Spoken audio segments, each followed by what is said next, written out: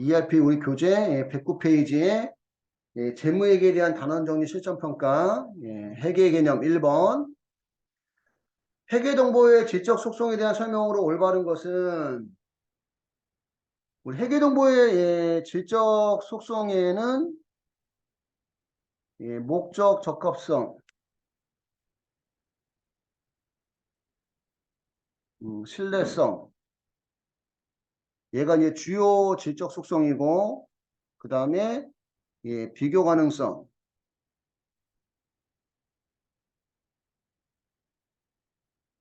그렇죠? 부차적 질적 속성이 되겠죠. 이런 것들이 있죠.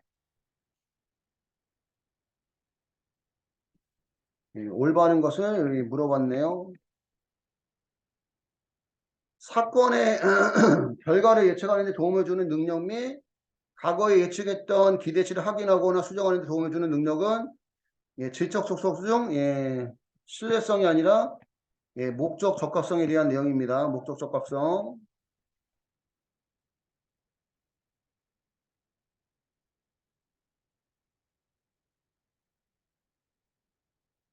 예측하는 데 도움을 주는 능력.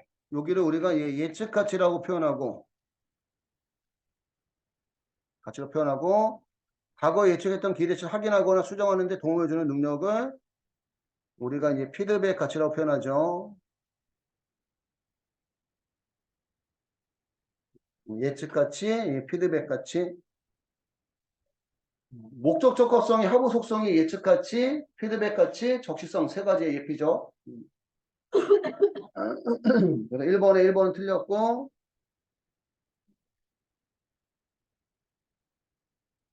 유형자산의 평가에 있어 취득원가는 신뢰성 있는 정보를 제공합니다.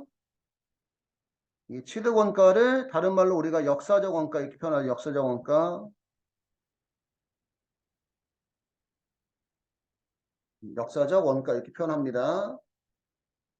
내가 만약에 그 컴퓨터를 100만 원 주고 샀다고 그러면 100만 원에 취득하면 세금 계산서, 신용카드 외청표, 현금 영수증 이런 것 중에 하나는 수취했겠죠. 그지? 그러니까 내가 얼마 주고 샀는지는 믿을 수 있다. 이런 얘기죠. 믿을 수 있다. 그래서 신뢰성에는 세 가지가 있죠. 표현의 충실성, 검증 가능성, 중립성. 예. 역사적 원가는 검증 가능성이 들어가는 겁니다. 검증 가능성에. 세 번째, 회계 정보를 반기나 분기에도 공시하는 것은 신뢰성이 아니라 목적 적합성이고요. 목적 적합성.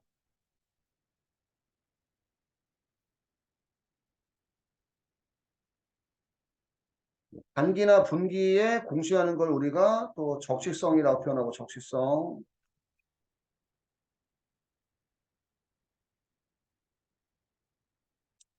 회계 정보가 기간별로 일관성 있게 제시하는 것은 신뢰성과 관련된다. 이거는 기간별 비교 가능성이죠.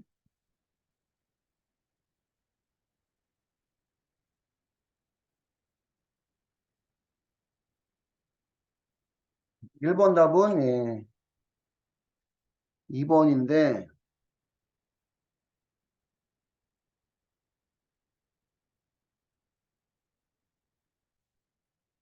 여기에 대해서 우리 좀 써보면 109페이지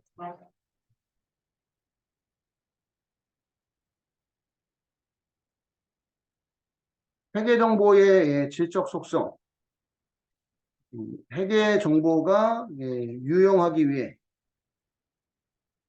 갖추고 있어야 하는 성질을 우리가 회계 정보의 질적 속성이라 얘기합니다. 여기에는 주요 질적 속성이 있고요. 주요 질적 속성에는 목적 적합성과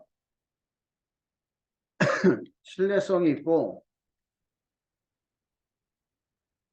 목적 적합성은 의사결정에 영향을 미치는 것을 우리가 목적에 적합하다 이런 표현 쓰고 목적 적합성에 속해 있는 하부 속성은 예측가치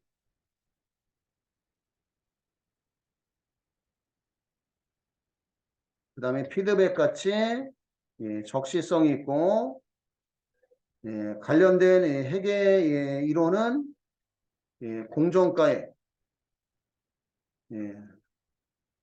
관련된 회계 기준은 공정가액, 발생주의, 그 다음에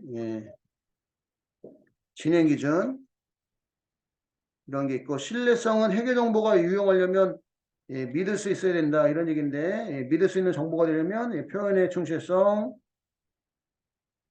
검증 가능성, 중립성이 있고, 이거와 관련되는 회계 기준은 공정가액의 반대가 역사적 원가, 발생주의 반대가 현금주의, 진행 기준의 반대가 완성 기준, 이런 게 있고요. 두 번째,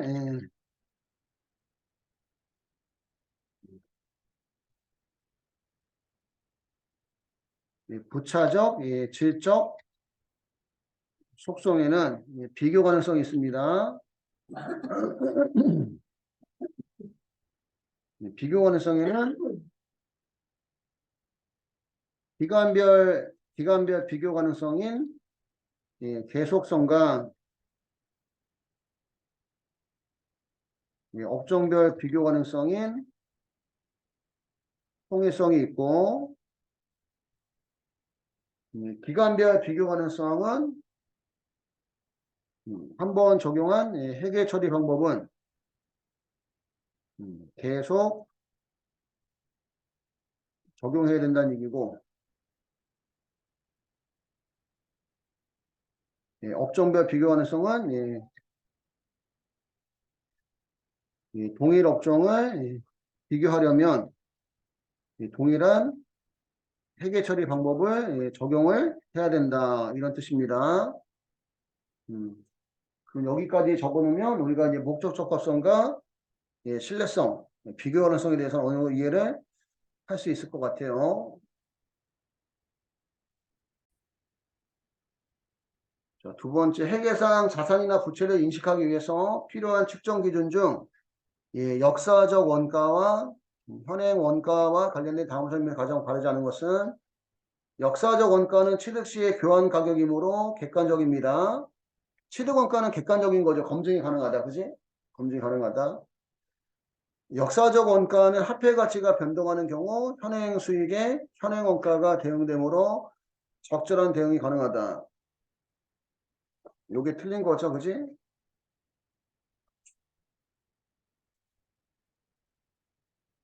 역사적 원가는 발생 당시 원가,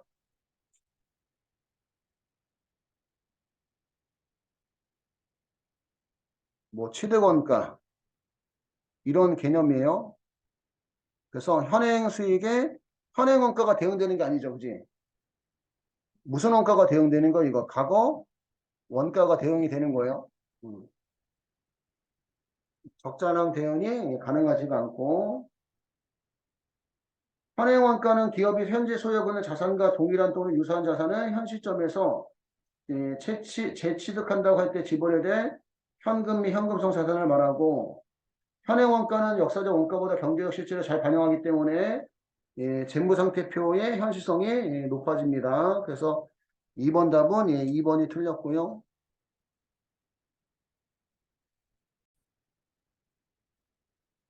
3번 지회사는 2021년 4월 초에 1,000만 원을 투자해서 설립한 후 그 첫 주에 상품을 구입하고 750만 원 지출하였다. 그 후 얼마까지 820만 원을 판매하고 그중 500만 원은 외상으로 남아있다. 판매 상품에 대한 매출 원가는 480만 원이었다.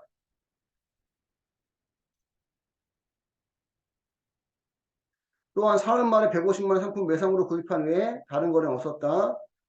4월의 이익 또는 손실은 얼마인가? 상품을 얼마 주고 샀어요? 얼마 주고? 750만 원 주고 샀어요. 그지?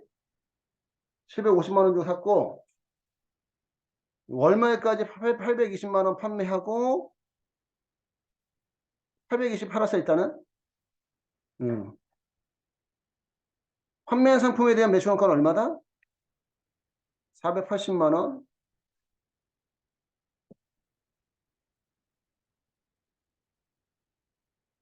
그 다음에 4월 말 150만 상품을 외상으로 구입한 외에 다른 거래는 없다. 그러면 결국 원가는 얼마짜리인데? 480만 원짜리인데 얼마에 팔았다는 얘기야?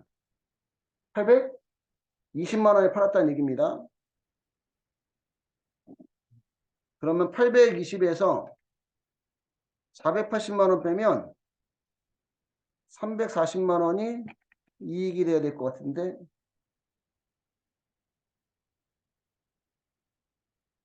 첫 주에 상품을 구입하고 750만 원 지출했고 월말까지 820만 원을 판매하고 그럼 이게 상품 매출이 820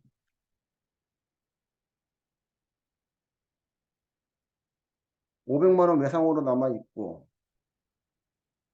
판매한 상품에 대한 매출원가는 480 820에서 480을 빼면 340만 원이 이익인데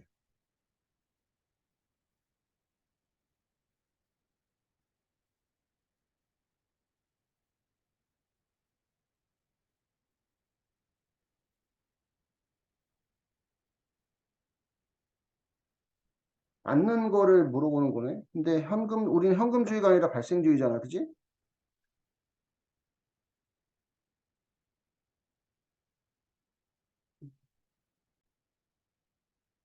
그리고 지금 설명한 대로 지금 발생주의에 따른, 예, 발생주의로 계산한 금액은, 음, 발생주의로 계산한 금액은, 예, 팔은 금액이 820, 그 다음에, 예, 비용, 원가가, 예, 480이라서, 340만 원의 예, 이익이 맞는 얘기고, 우리가 만약에 현금주의로 한다면 820만 원 팔고 500만 원 외상으로 남아있잖아. 그지? 500만 원 외상으로 남아있으면 현금주의는 수익이 얼마야? 수익이. 820에서 500을 빼면 200. 200이 아닌 280에 300. 300. 300만 원이 수익이고, 320이죠. 미안해요. 820에서 500을 빼니까 320이 수익이고,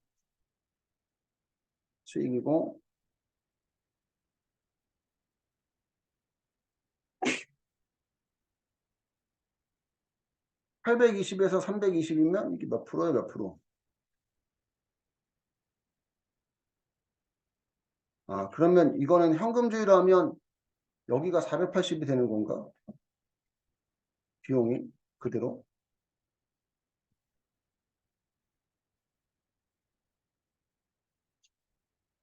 320에서 480을 빼니까 그래도 안 맞네.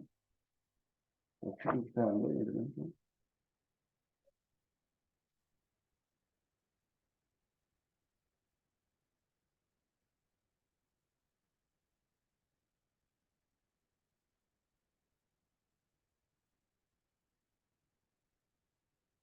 현금주의로 하면 수익이 320이고 상품을 구입하는데 750만 원 지출했대요. 현금 지출액 750만 원 이렇게 빼야 된대.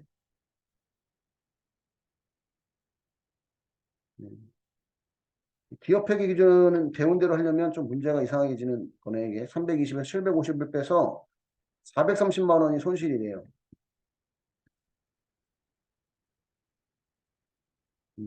얘네들 이제 문제 스타일이 이렇구나 하고 이제 이해를 하셔야 될 것 같아요. 3번 답이 4번이라고 합니다. 상품을 750에 샀는데 820만 원 팔고 실질적으로 외상이 500이라서 320만 원만 들어왔다.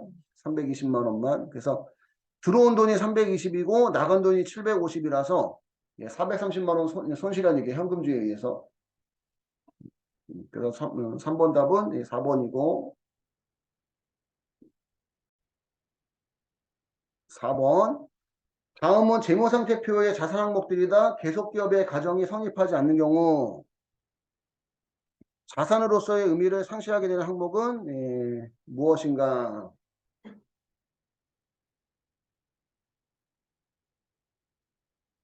계속된다는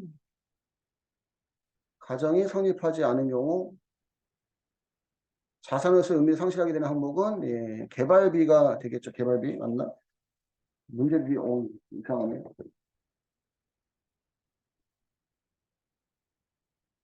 4번 답은 4번. 왜냐하면 우리 유형자산과 무형자산은 처분 목적이 아니라 무슨 목적이라서 사용 목적이라서 처분 목적이 아니라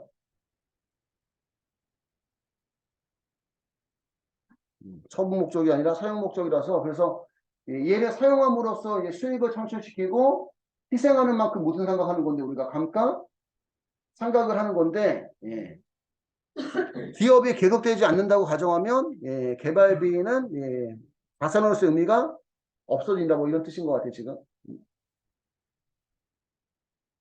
그러니까 지금 여기에 결국 들어가는 거는 유형자산과 무형자산이 해당되겠네 그지? 결국은 유형자산과 무형자산이 해당이 되는 내용인 것 같고요.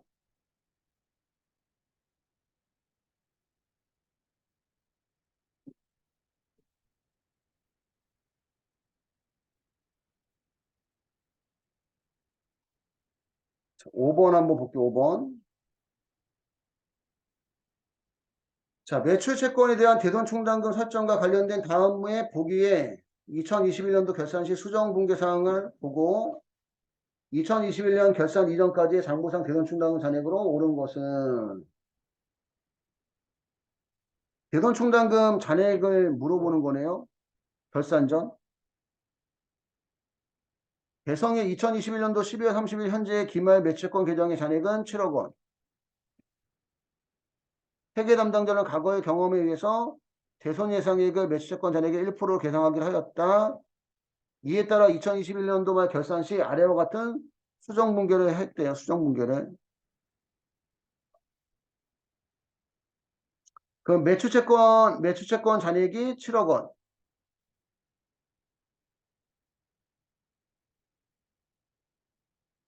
7억 원이고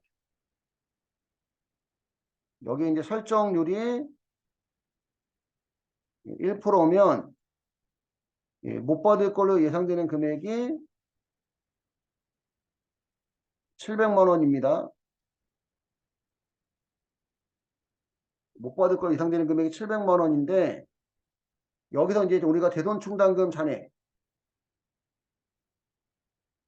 잔액을 빼서 추가 설정해야 될 금액이 지금 요 금액 300이 나왔다는 얘기죠. 이해갈까요? 그러면 결국 대손 충당 잔액이 얼마가 있었다는 얘기야? 400만 원이 있었다는 얘기죠. 그래서 5번 답은 2번이 되는 겁니다. 매수채권 잔액 7억 원에 설정률 1%에서 못 받을 걸 예상되는 금액이 700만 원인데 대손 충당금 잔액 400만 원 빼서 추가 설정하는 금액이 300만 원 나오고 추가 설정하는 금액에 대한 회계 처리가 차변의 대손 상각비, 대변의 대손 충당금 이렇게 되는 거죠. 5번 답은 2번이고 6번 자, 매출 채권에 대한 대손 충당 설정과 관련된 다음 보기에 2021년도 결산 시 수정 분괴 사항을 보고 2021년 결산 이전까지 장부상 대손 충당 잔액으로 오른 것은 5번하고 6번이 같은 식의 문제네. 그지? 같은 식의 문제. 한라의 2021년도 12월 30일 현재의 기말 매출채권 계정의 잔액은 5억 원. 회계 담당자는 과거의 경험에 의해서 대손 예상액을 매출채권 잔액의 1%. 그래서 5억 원에 1% 하면 500만 원이 대손 예상액이 되겠죠. 추산액. 그 500만 원만큼 대손 충당은 필요한데 분계를 보니까 대손 충당금 잔액을 빼서 지금 한입이 나왔다는 얘기는 마이너스가 100만 원이 나왔다는 얘기예요. 그지? 마이너스가. 예. 그럼 대손 충당금 잔액이 얼마가 있다는 얘기야? 600이 있다는 얘기죠. 600이. 그러니까 500만 원만 필요한데 대손 충당금이 600이 있으니까 100만 원 한입을 하는 거예요. 예, 추가 한입.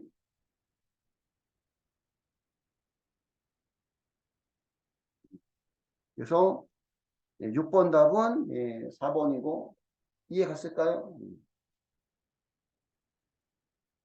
7번 회계정보의 계정별 처리 재고자산. 재고자산의 원가 흐름 과정인 선인선출법, 후일선출법, 평균법에 대한 다음의 내용 중에서 옳은 것은 후일선출법을 사용하는 경우에는 실제 재고조사법과 계속기록법에 적용할 때 항상 같은 금액의 재고자산과 매출원가가 계산이 된다. 1번은 틀렸고요. 1번은 틀렸고 이게 왜 그러냐면 물가 상승을 예를 한번 들어볼게요. 우리 물가 상승.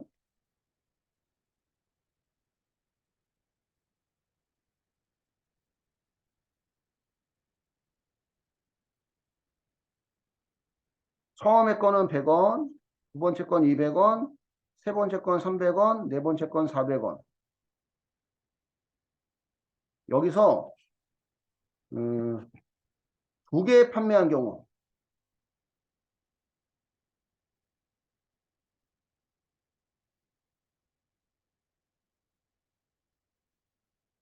두 개를 판매했는데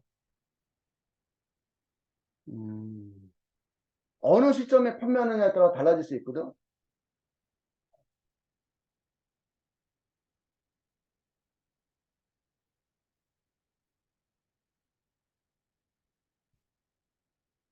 음, 300원, 300원짜리 구입 후 판매.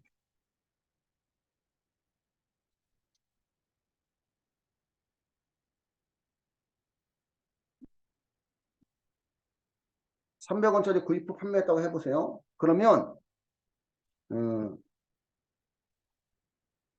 배속 기록법이면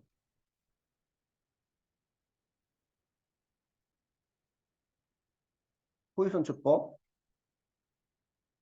배속 기록법이면 지금 400원짜리는 들어오기 전에 어? 내가 여기를 가린다고 거기 가려지는 게 아니지. 400원짜리가 들어오기 전에 얼마짜리 들어오기 전에 400원짜리가 들어오기 전에 두 개를 팔았어. 그러면 300원하고 200원 팔았겠죠. 후위선출법이니까. 그러면 매출 원가가 500원이 되는 거고 500원이 되는 거고 기마의 재고도 나중에 400원짜리 구입하니까 100원짜리고 400원짜리 남아서 500원이 되는 겁니다. 근데 이게 실제 재고 조사법이면 실제 재고 조사법이면 창고 가서 나중에 그 재고가 몇 개 있는지 확인을 하잖아. 그지? 그럼 어차피 4개 중에 몇 개를 팔았으니까 2개를 팔았으니까 2개 남았죠. 근데 실제 재고 조사법은 무조건 나중에 구입한 것부터 먼저 파는 걸로 보는 거예요. 그래서 여기는 매출 원가가 700원이고 기마의 재고가 300원이 돼요. 계속기록법은 실질적으로 계속 기록을 하니까 계속 기록하니까 400원짜리 들어오기 전에 팔았다면 300원짜리하고 200원짜리 두 개가 나가고 나중에 들어온 400원하고 100원짜리하고 500원이 남는 겁니다. 계속기록법은 무슨 얘기인지 이해가요? 계속 기록을 하니까. 근데 실질적으로 조사법은 나중에 창고 가서 남아있는 게 몇 개인지만 확인한단 말이야. 그지? 그럼 먼저 들어온 거 무조건 먼저 팔았다고 보는 거야. 먼저 들어온 게 아니죠. 나중에 들어온 거. 후위선출법이니까. 그러니까 400원짜리하고 300원짜리를 무조건 먼저 팔았다 보는 게 실질예고 조사법. 그러면 그래서 후위선출법으로 적용하면 계속기록법과 실질예고 조사법이 달라져요. 달라져. 이런 얘기입니다. 이런 얘기. 그래서 1번은 예, 틀린 거고요. 요거 이해 갔을까요? 요거 필기 한번 하시고. 그래서 1번은 예, 틀렸고, 항상 같은 금액이, 예, 같은 금액의 재고자산과 매출원가가 계산이 되는 거는, 이게 선의선출법이에요, 선의선출법.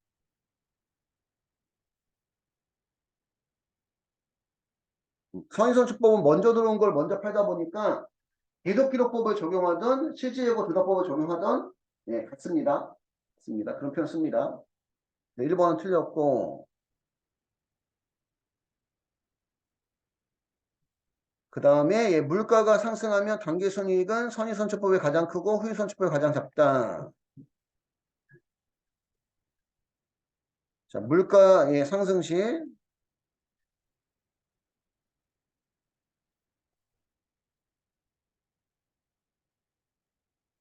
아이고. 자, 물가 상승할 때 예, 만약에 이번에는 예, 4개 중에 3개 팔고 하나 남았다고 치면 먼저 들어온 걸 먼저 팔아서 나중 게 남는다. 무슨 법? 선의선출법. 나중에 들어온 걸 먼저 팔아서 먼저 들어온 게 남는다. 무슨 법? 후위선출법. 그래서 선입의 기말재고 자산이 높으니까 예, 선입의 매출원가는 비용은 낮아지고 예, 그만큼 이익은 커지는 거고 후입은 기말재고 자산이 선입보다 낮으니까 그럼 매출원가라는 비용은 높아지고 이익은 낮아지는 방식이고 항상 선입에 가까운 게 이동평균법이고요. 후입에 가까운 게 총평균법이에요. 그래서 물가가 상승하면 당기순이익은 선의선출법이 가장 크고 후위선출법이 가장 작습니다. 그래서 2번이 예, 맞는 얘기고 예, 총평균법이나 이동평균법 하에서는 재고자산 매출원가 배분 금액이 같다. 다르죠. 그치? 총평균법이나 이동평균법이나 금액이 달라져요. 그치? 왜냐면 이동평균법은 구입할 때마다 평균 낸 가격으로 팔고 남았다고 보는 거고 총평균법은 일정 기간이 종료된 시점에 팔고 남았다고 보는 거라서 평균 내는 시점이 다릅니다. 그래서 3번도 틀렸고 물가가 상승하면 기말지구액은 선의선출법이 가장 크고 후위선출법이 가장 작습니다. 그래서 맞는 건 2번이에요. 같은 게 아니라 다르고 여기는 선입이 가장 크고 후입이 가장 작다. 그래서 7번 답은 2번이 맞는 거고요.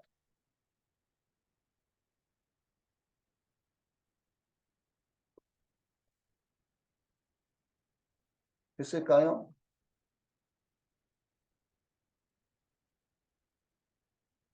8번. 재고자산 평가 시 인플레이션하. 인플레이션이 물가 상승이에요. 물가 상승. 재고자산 수량도 계속 증가할 경우 손익계산에 반영되는 당기순이익 크기를 바르게 표시한 것은 물가 상승이면 우상향으로 그리고 100원, 200원, 300원, 400원. 먼저 들어온 걸 먼저 팔아서 나중에 남는 게 선익. 나중에 들어온 걸 먼저 팔아서 먼저 들어온 게 남는 게 후익. 선입에 가까운 게 이동평균법, 후입에 가까운 게 총평균법. 선입은 자산이 높고 비용이 낮고 이익이 크고 후입은 자산이 낮고 비용이 높고 이익이 작은 거기 때문에 이익의 크기를 바르게 나열하면 선입이 제일 크고 선입이 제일 크고 일단 후입이 제일 작고 그지? 선입에 가까운 건 이동평균법, 후입에 가까운 건 총평균법.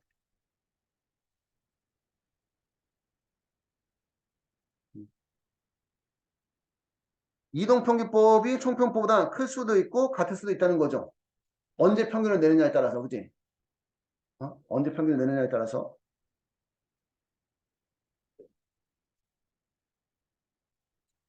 그래서 8번 답은 3번입니다. 8번 답은 3번. 이동평균법과 총평법은 평균 내는 시점에 따라서 이동평균법이 클 수도 있고 같을 수도 있다. 이런 뜻이에요. 여기까지 됐을까요?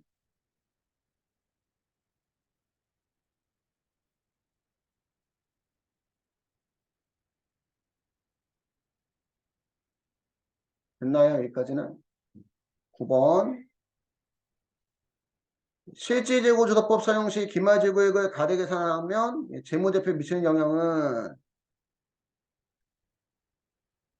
자산이 커지면 이런 뜻이에요. 자산이 커지면 비용은 여기 쓴 거잖아. 결국은 여기 쓴 거. 그지? 자산이 커지면 비용은 낮아지고 이익은 커지고 그러면 이익잉여금이라는 자본도 커지는 겁니다.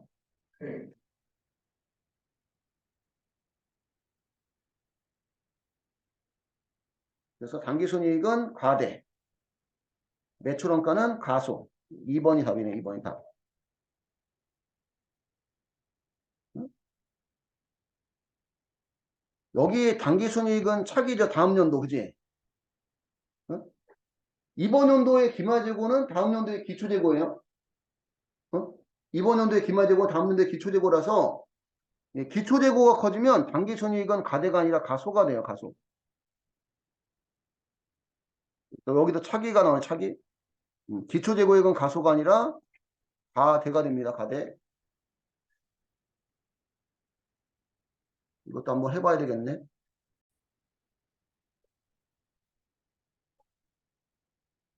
페이지 111페이지 문제 9번.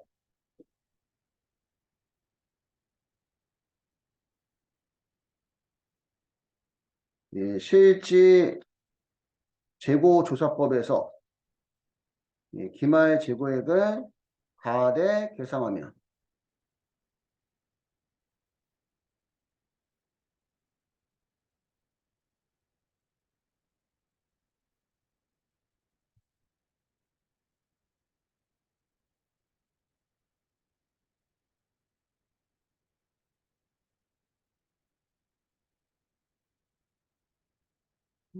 왜 안 합쳐지지?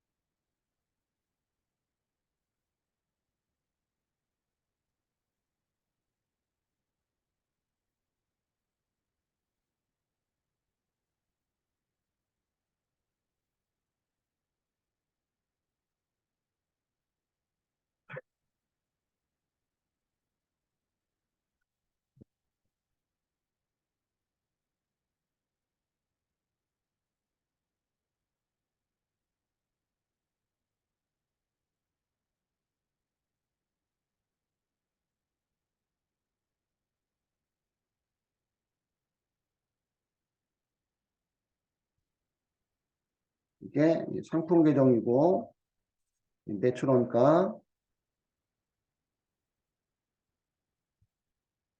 단기 기초 상품이 100원, 단기 매입액이 900원. 합쳐서 1,000원만큼 팔 수 있는데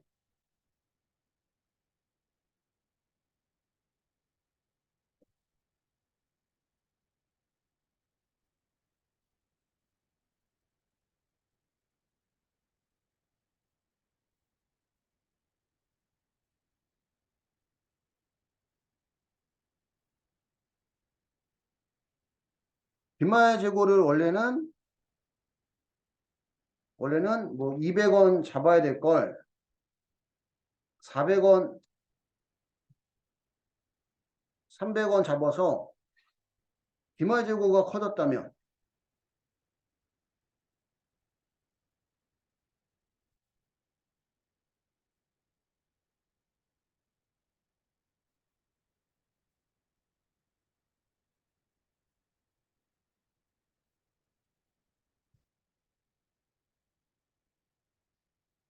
100원 과대 계상이 된 거죠. 그지? 어? 기마재고 200원이 300원이 됐다면 100원 과대 계상. 그러면 매출원가가 1000원에서 200원 빼면 800원이고 1000원에서 300원 기마재고 빼면 700원입니다. 기마재고가 과대 계상되면 결과적으로 매출원가는 가소 계상이 돼요. 기마재고가 커지면 매출원가는 비용은 작아진다. 100원 이제 가소.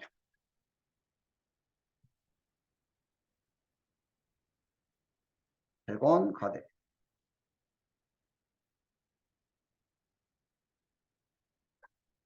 근데 이 기마재고가 다음 연도에 무슨 재고로 가? 기초재고로 간다는 얘기예요. 다음 연도 기초재고로.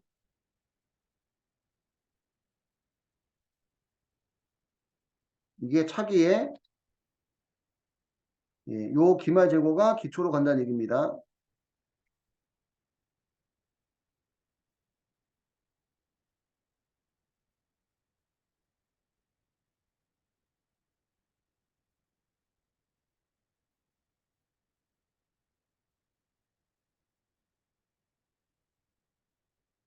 그러면 기마재고가 200원이라고 가정했을 때 200원이라고 가정했을 때 지금 이제 그죠, 여기 이제 기초재고죠. 기초재고. 전기의 기마재고가 다음 연도에 기초재고가 되는 겁니다. 그러면 단기 매입액이 만약에 900원이라면 기초재고 200원에다가 900원 더하면 1100원에서 기마재고 200원을 빼면 여기가 900원이 되고 1100원에서 200원 빼니까 900원이 되고 만약에 기초재고가 300원이라면 300원에서 900원 더하면 1200원이고 1200원에서 200원을 빼니까 여기가 1000원이 돼요. 1000원.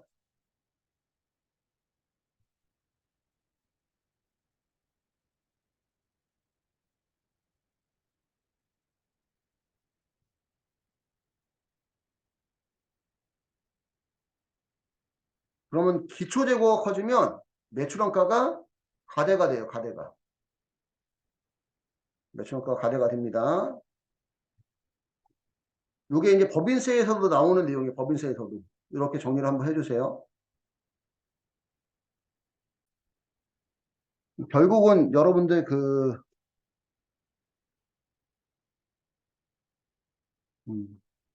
차기의 기마재고를 가대 계상하면 차기의 기초재고도 가대가 되는 거예요. 그치? 기마재고가 가대면 요 금액이 기초재고가 되는 거니까 차기의 기초재고가 가대가 되는 거고 그 다음에 차기의 단기순이익은 기초재고가 커지니까 매출원가도 커지죠. 그치?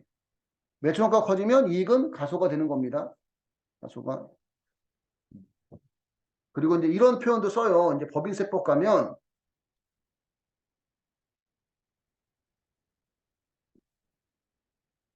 즉 법인세법상 재고 자산의 평가감은 자동 조정적 오류로 다음 연도에 자동으로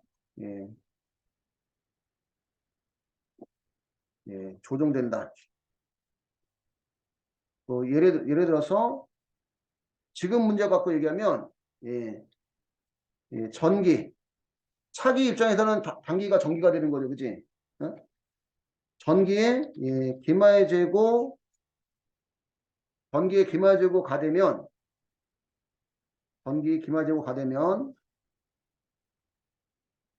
전기 매출원가는 다소가 되고 전기 단기순이익은 가대가 됩니다. 근데 얘가 전기의 기마재고가 단기의 무슨 재고? 기초 재고가 되니까 단기의 기초 재고가 가대가 되면 단기의 매출원가가 가대가 되고 단기의 단기순이익은 가소가 됨으로써 전년도에 반대가 된다는 얘기지. 그러니까 시간만 지나면 자동으로 조정이 된다는 얘기야. 자동으로. 헷갈리신 분은 여기 금액 넣어놔도 돼요. 금액. 기마재고 100원 가대, 그 매출원가 100원 가소. 당기순이익 100원 가대. 위에 거 갖고 얘기하면 전기 기마재고 100원 가대는 단기 기초재고 100원 가대니까 100원 가대. 그럼 매출원가도 기초재고만큼 커지고 매출원가는 비용이 커지니까 이익은 100원 가소가 됨으로써 얘하고 얘 상계 처리하면 같아진다는 얘기죠. 같아진다. 어차피 법인세법에서도 한번 다룰 건데 지금 한 번 더 이해해 주시면 더 나을 것 같아서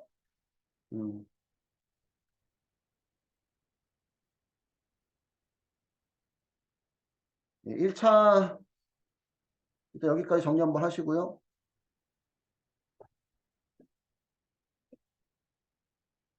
여기서 한번 끊었다 갈게요. 끊었다. 시간 관계상.